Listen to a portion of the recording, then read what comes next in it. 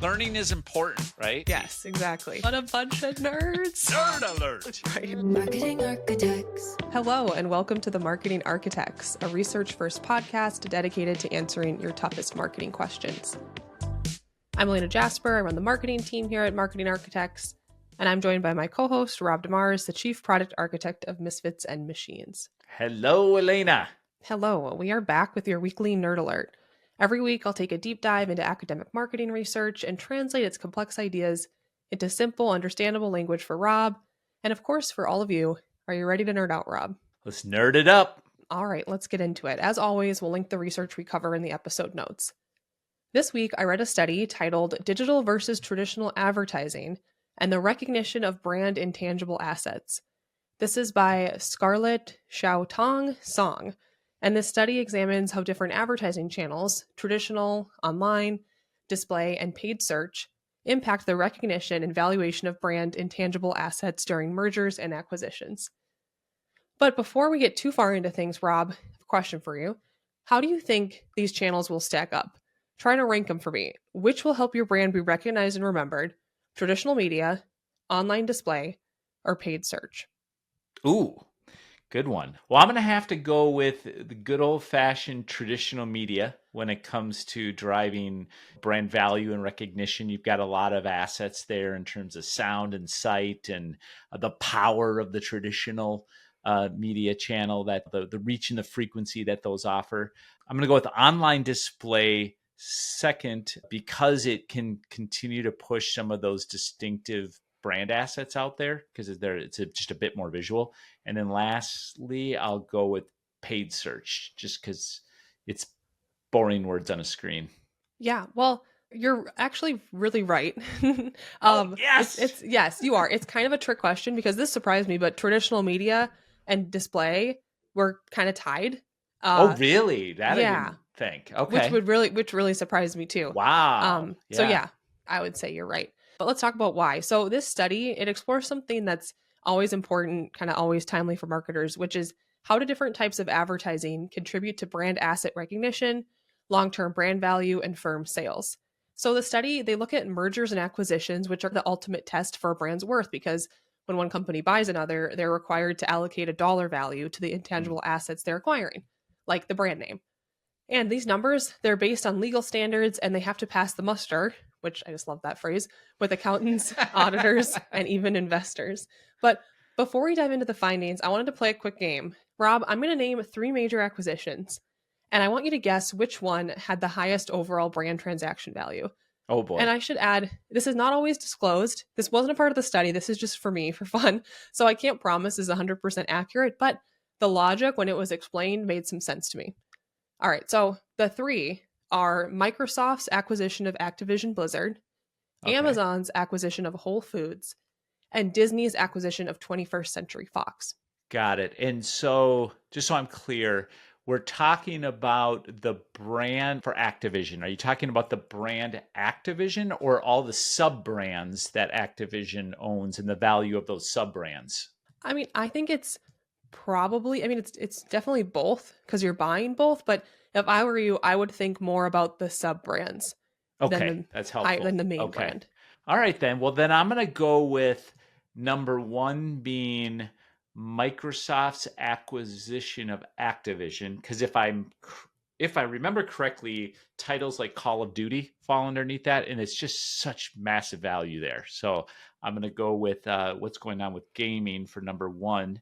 Number 2, I'm going to go with Disney's acquisition of 21st Century Fox because, again, just of all that great content that they have underneath that umbrella. And then third, I'll go with Amazon and Whole Foods. All right, so you're almost right. They're very close, but Disney was number 1. So the overall purchase was $71.3 billion when they bought 21st Century Fox, and that brought iconic brands. You're right. It was like The Simpsons, X-Men, Avatar. That brought them under Disney. Very close in second was Microsoft and Activision, which was $68.7 billion, which you're right, included Call of Duty and World of Warcraft. So those were very, very close. And you're right. Amazon and Whole Foods was in third. And that transaction was valued at $13.7 billion. Whole Foods already had a presence in the organic and natural foods grocery market before the acquisition. Right. However, hard to compete with The Simpsons and Call of Duty. It is. And to be fair, if it was just purely the parent brand, I would have almost flipped it. I would have said, well, Whole Foods as a brand has more value than the brand of Activision, right? But those titles underneath it are just so meaningful that, yeah, you can, wow, that's super interesting. Right. Yeah. They were really acquiring them for those sub brands more than the overarching brand. But back to the study and the data.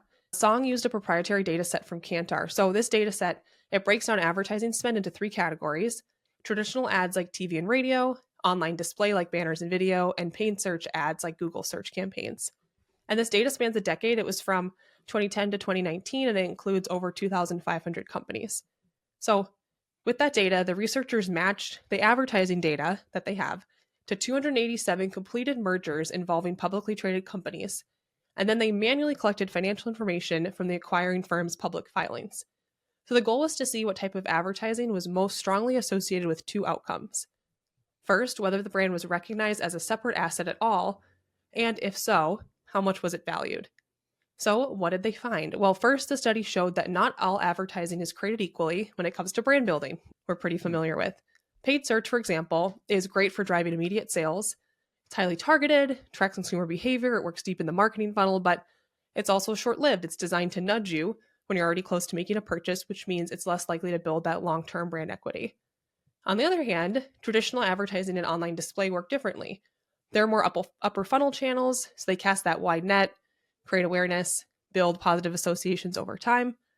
They're also less personalized and harder to measure in the short term, but they're aimed at embedding the brand into our mind, which might explain why they tend to have more staying power. Now, here is the kicker. The study revealed that brands that invested more in traditional and online display advertising before being acquired were significantly more likely to have their brand recognized as a standalone asset in the M&A process. And even more impressively, they were also assigned higher dollar values for their intangible brand assets, and that's compared to brands that leaned more heavily on paid search. So essentially, traditional and online display, it didn't just help build brand awareness, it literally increased the financial value of the brand in the eyes of investors and accountants. So the takeaway, while it's tempting to pour all your budget into performance-driven paid search campaigns, this study reminds us that those long-term brand building channels are important. TV commercials, digital banners, and other more broad reach formats, they might not offer that instant gratification of clicks and conversions, but they create a foundation of value that holds up under what really is the ultimate stress test when someone else has to decide what your brand is worth. And now for our Rob GPT, this study shows that building a valuable brand is like planting a forest. TV and display ads are the tall trees that grow strong over time, while paid search is more like a fast sprouting shrub, quick to show results, but not built to last. All right, Rob, what do you think of that one? I'm surprised. I'm really surprised about display, its ability to drive brand.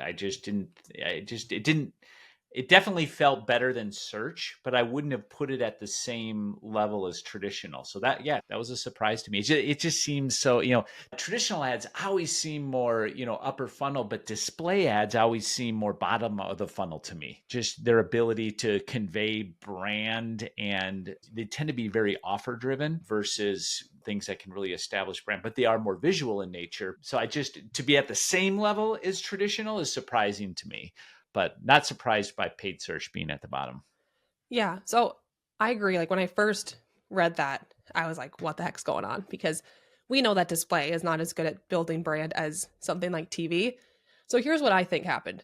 I think that, first of all, display ads, I am more likely to buy into the fact that they're like building my brand and creating some memory associations if your display ads are really in line with your distinctive assets, your brand.